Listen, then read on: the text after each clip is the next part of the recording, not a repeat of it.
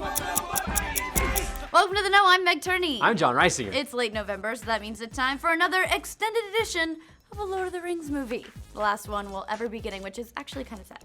Not if Peter Jackson.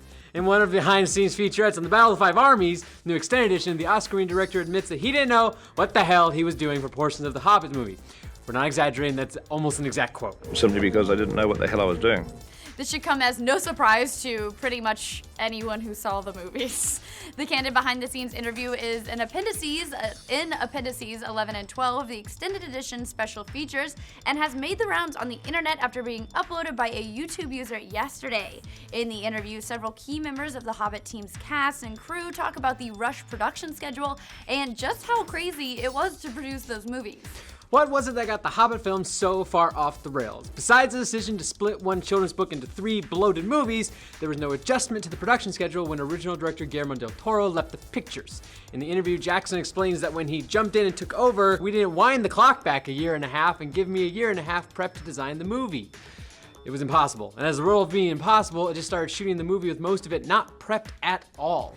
Someone should have just called those Eagles to come in and just save the movies, because that's what the Eagles did, or they could have done. Jackson was so Fucking behind Eagles. Damn Eagles. He was so behind that he often was just winging it during most scenes. That's what I do. Running on 3 hours of sleep while pulling 21-hour work days. I don't do that. It wasn't just storyboards that were behind. This affected nearly all aspects of production, including the script. Jackson said of the story, even from a script point of view, Fran Walsh, Philippa Boyens, and I hadn't got the entire scripts written to our satisfaction, so that was a very high-pressure situation. That actually explains a lot of the movies now. Insert 20 pages of singing here. Dwarves do goofy shit. Barrels. GoPros. Lots and lots of barrels. Apparently all of these production woes came to head when it came time for the titular battle in the final movie, the Battle of the Five Armies. With Andy Serkis stepping out of the mocap suit to lend help to second unit direction, the second unit was sort of just making up stuff to shoot for 2 days because Peter Jackson literally had no idea what the battle was going to be like. That's what you do for big If I had a joke there and I should have just said it right and I didn't. You did it, but that is not what you do for big budget productions. I'm just gonna go now. Okay, thanks for joining me. Jackson finally had to go to the studio about the schedule, saying at some point when we were approaching that, I went to our producers in the studio and said, because I don't know what the hell I'm doing now, because I haven't got storyboards and prep, why don't we just finish earlier?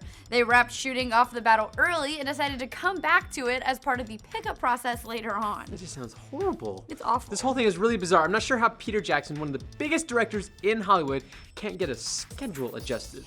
He'd call for extended lunch breaks just so he could figure out what the hell was happening next. Some of the weirdest parts of the whole featurette show Jackson sitting alone on the set, completely lost, and looking as if someone had just stolen his second breakfast. Oh, 11 days. And playing the music from the Hulk show. Peters. And walking away sadly. Maybe some of this explains why the Hobbit movies reportedly cost more gold than Smaug's stash in the Lonely Mountain. Haha, Hobbit reference! Financial documents filed in New Zealand estimate the production cost of the trilogy at more than $744 million. That's more than 70. That's more than 70. They got a lot of that back in tax rebates, so the final booking places at around $623 million. Still a lot. Yeah. That places at the top of the list for back-to-back film productions ahead of Pirates of the Caribbean, and more than doubling the cost of the original Lord of the Rings trilogy. Jesus. However, Pirates of the Caribbean on Stranger Tides still swashbuckles its way to being the most expensive single movie ever made. Too bad it wasn't good. Fortunately for everyone involved, the Hobbit trilogy pulled in close to $3 billion worldwide, even though the films were not nearly as well received critically compared to the first trilogy. They didn't even really get better as they went along either. The Battle of the Five Armies was the worst reviewed film of the whole series, sitting at 60% on Rotten Tomatoes. Meanwhile, the Star Wars prequels were like, damn, 60%? Wish I could have had that. Wonder if Guillermo del Toro feels like he dodged a bullet with the whole thing, or if it would have been a better trilogy if he'd been able to carry out the vision that they'd put already into pre-production.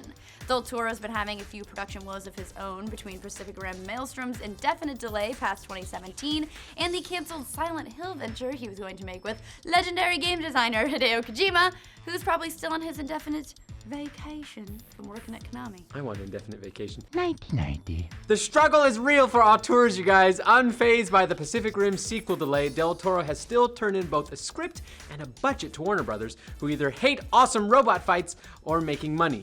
Considering the film made well over $400 million worldwide. And on the Silent Hill front, Norman Reedus, aka Daryl from The Walking Dead, says that the canceled game needs to happen because it was going to be awesome.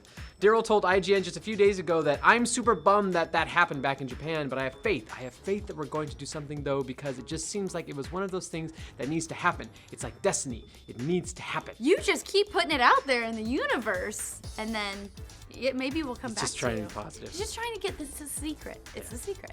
He's just, by the way, he's just on vacation with Hideo Kojima. Oh no, I see what joke it. I didn't want to do the Walking Dead jokes. That's a fucking spoiler, and it's like a new season, Eddie. I don't want to put that in the fucking script. We're yelling at the teleprompter and the I writer. want you to know that he watches these and then he laughs at the shit we put in. All right, we'll move on.